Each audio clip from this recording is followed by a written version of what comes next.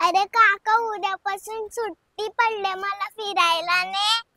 रिद्धू, आता नको, उद्या मला काम आहे, नंतर जाऊया आपण कधीतरी फिरायला.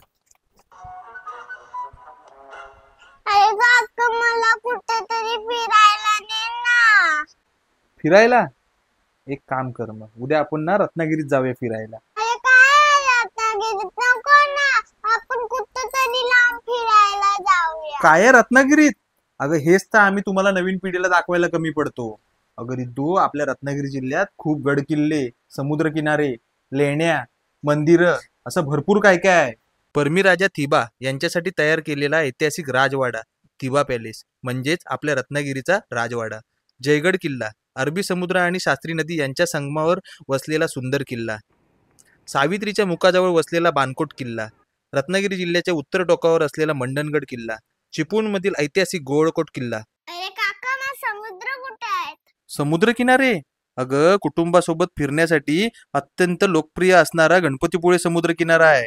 त्याला लागून सुप्रसिद्ध असं स्वयंभू गणपती मंदिर आहे. तसेच डोंगर उतरल्यावर अचानक दिसणारा, मनाला मोहक करणारा समुद्र किनारा म्हणजे आरेवारे बीच.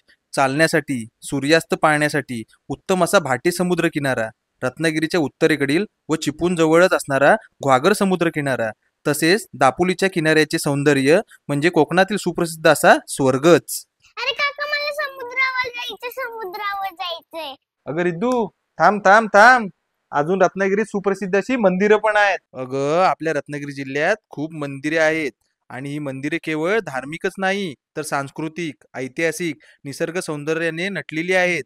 रत्नागिरी जिल्हा केवळ समुद्र किनारे, किल्ले आणि मंदिरे यांसाठी प्रसिद्ध नाही, तर तेथे पुरातन लेणी सुद्धा सापडतात.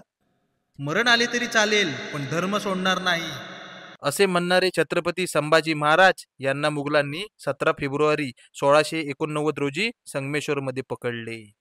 अगर रिद्धू, त्याचप्रमाणे बाळ गंगाधर टिळक सुद्धा रत्नागिरीतच होऊन गेले. कोकणची माती, आंब्याचा सुवास आणि रत्नागिरीच्या आठवण हे तिन्ही काळजात घर करून राहत. ए काका, घर आहे मला. छत्रपती जन्माला आले.